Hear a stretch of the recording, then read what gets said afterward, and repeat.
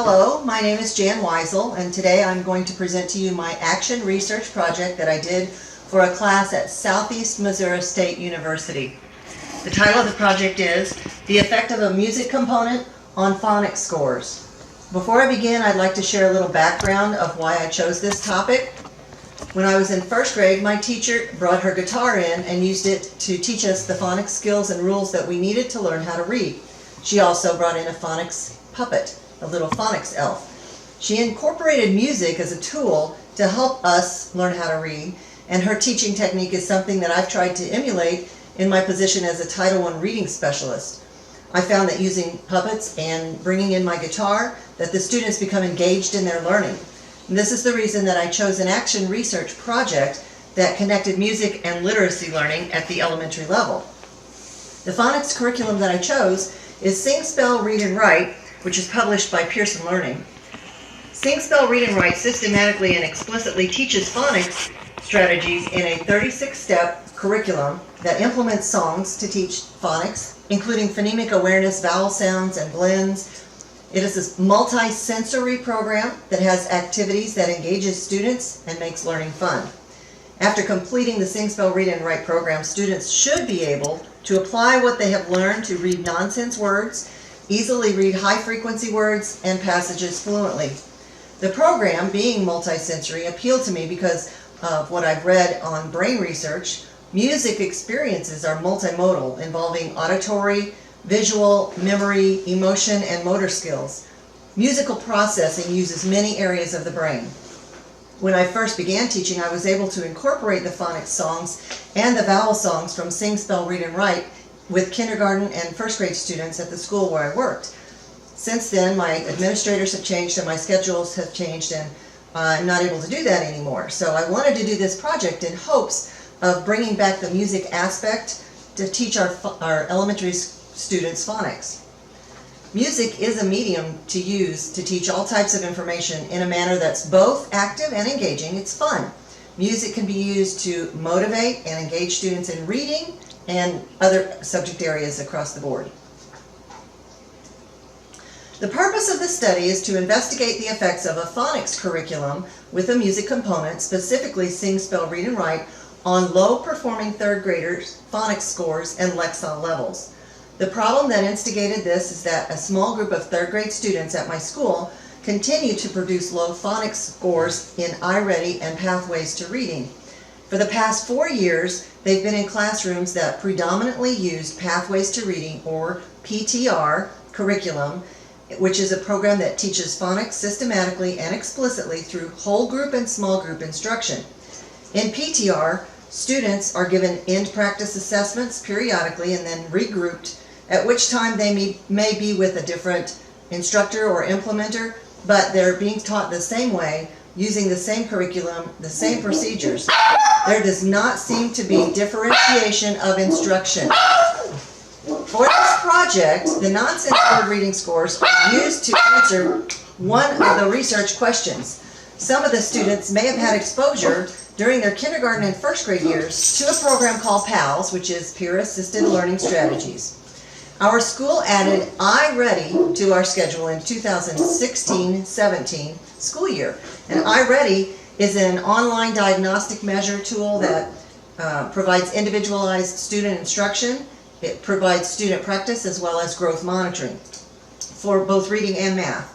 It is published by Curriculum Associates.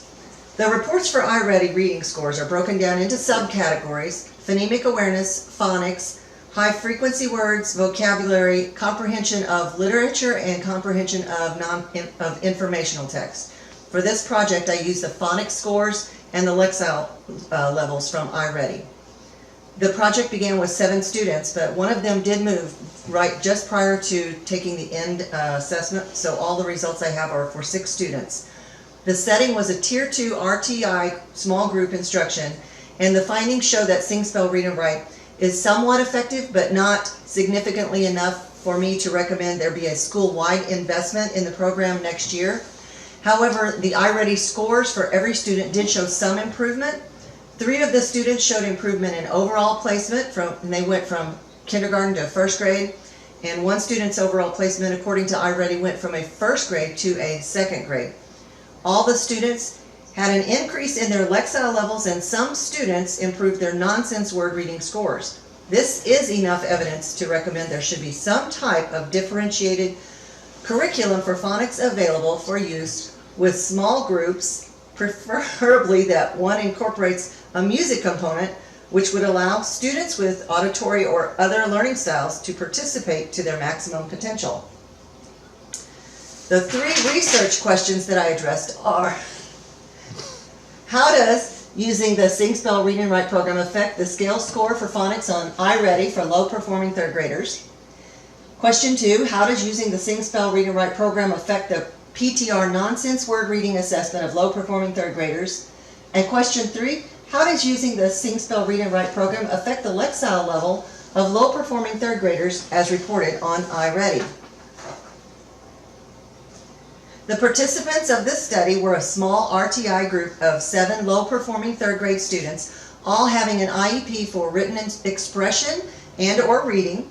They all came from low socioeconomic backgrounds and are Caucasian. There were 2 boys and 5 girls, and the school where the study took place is located in a small town in rural Missouri.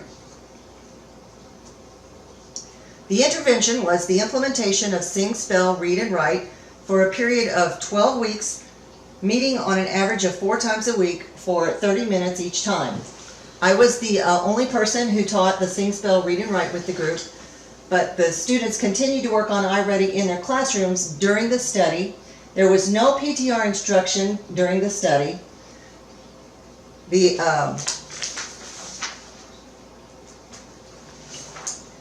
For question 1, how does using Sing, Spell, Read, and Write affect the scale score for phonics on iReady for low-performing third graders?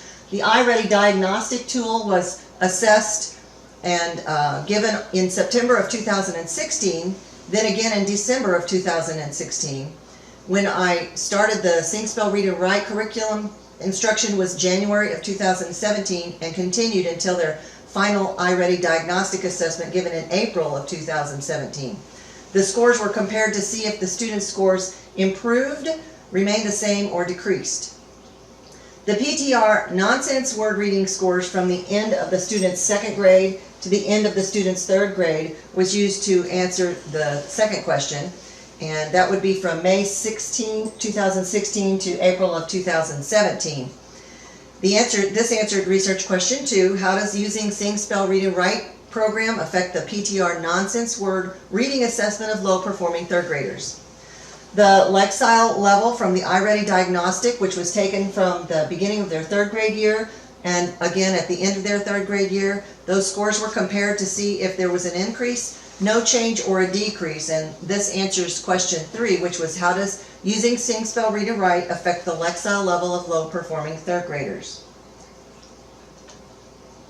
The iReady Phonics score showed that there was growth for all of the students from fall to spring, and as much as 70 points for one student. There was one student that had 42 points of growth, another student increased by 28 points. 3 of the students moved from level K to 1, and one student moved from level 1 to 2, which is a grade level kindergarten to first and a grade level first to second grade. And remember, these are all third grade students. The PTR nonsense word assessment was taken from at the end of their second grade year and again at the end of their third grade year, and it showed that 2 students had growth and 3 remained the same. 1 student had regressed, but one of the students that showed growth was a significant growth. The Lexile level is where we saw the most growth, and all of the students on the iReady Lexile level increased. 3 of the students increased with over 100 points. 3 of the other 3 students showed some growth. These students were excited to participate in the group. They came over and they would hum the songs while they were working.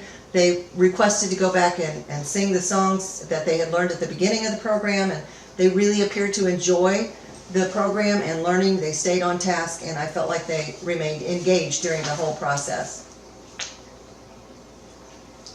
My conclusion would be that implementing a phonics curriculum that has a music component does have positive effects on scores and is an effective tool for reading improvement.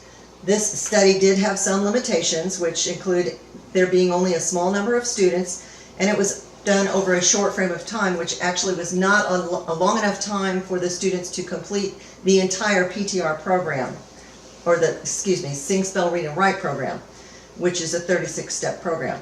I feel that a longer study with a larger sample of students would be beneficial, and also a study in the future with younger students, those who were not already identified as having an IEP, would be a good future study to support the music and literacy connection. I would recommend that our school does invest in some type of additional phonics curriculum with a music component for use with our Tier 2 small group RTI students in the future. It could be Sing, Spell, Read, and Write, it could be Zoo Phonics or Jazzles or any other similar type of program. But at the very least, I feel like if a dedicated phonics curriculum that has a music component is not utilized, that classrooms teachers can and should really use a music tool as a tool to help students learn their phonics skills, recognize and remember their high frequency words, and practice reading fluently. Thank you for watching this presentation.